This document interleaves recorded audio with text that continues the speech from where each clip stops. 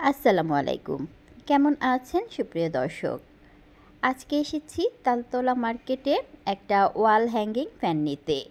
এই ফ্যানটা কেনার জন্য আপনাদের ভাইয়া আর আমি ৩টা মার্কেট ঘুরেছি। অনেক ঘোরাঘুরি করে সবশেষে চলে এলাম তালতলা মার্কেটে। আর এই মার্কেট থেকে ক্লিক ওয়াল হ্যাঙ্গিং ফ্যানটাই আমাদের পছন্দ হলো। তো এর আগে ছোট্ট একটা ফ্যান ছিল আমার বেডরুমে। তো কয়েকদিন আগে গাজীপুর গিয়েছিলাম, আর যাওয়ার আগে আমার বেঙ্কু সোনা আর চিঙ্কু সোনার যেন গরম না লাগে তাই তাদের খাঁচায় ছোট্ট ফ্যানটা লাগিয়ে দিয়ে গিয়েছিলাম। আর গাজীপুর থেকে এসে তখন আর ফ্যানটা খুলতে মন চাইল না। দেখি আমার বেঙ্কু সোনা আর চিঙ্কু সোনা বাতাস পেয়ে লম্বা হয়ে শুয়ে থাকে।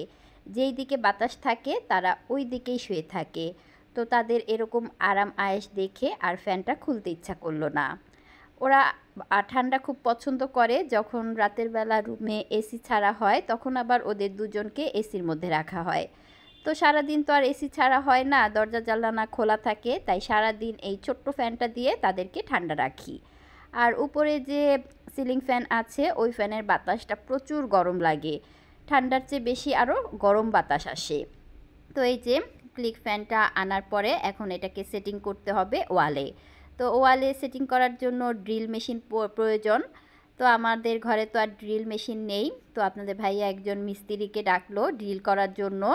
ড্রিল করতে না হলে সে একাই এটাকে সেটিং করতে পারতো, কিন্তু ড্রিল করার জন্যই মূলত মিস্ত্রিকে ডাকা। তো আপনাদের ভাইয়া আর মিস্ত্রি দুইজনে মিলে এই ফ্যানটাকে দেয়ালের সাথে অ্যাডজাস্ট করলো। তবে এই ফ্যানের বাতাসটা ছিল অনেক ঠান্ডা। নর্মালি সিলিং ফ্যানটা ছাড়লে পুরা ঘর গরম লাগে, আর বাতাসটা মনে হয় যেন প্রচুর গরম। আর এই ফ্যানটা ছাড়ার পরে আমার কাছে খুবই আরামদায়ক মনে হচ্ছে। তো ফ্যানটা সেটিং করা হলো, আর অনেক ঘুরে ফিরে এই ফ্যানটা কিনলাম। আপনাদের ভাইয়ার অবশ্য অনেক ব্র্যান্ডের ফ্যান পছন্দ হয়েছিল। আমি বললাম দরকার নেই, নর্মাল একটা ফ্যান হলেই চলবে। তো এই তো ঘুরে ফিরে এই ফ্যানটা নিয়ে এখন আমার কাছে ভালোই লাগছে, ফ্যানের বাতাসটা অনেক ঠান্ডা। তো কেমন লাগলো আমার আজকের এই ভিডিওটি অবশ্যই কমেন্ট করে জানাতে ভুলবেন না। আজ তাহলে এখানেই বিদায় নিচ্ছি, আবার দেখা হবে পরবর্তী ভিডিওতে। সেই প্রত্যাশা নিয়ে আল্লাহ হাফেজ।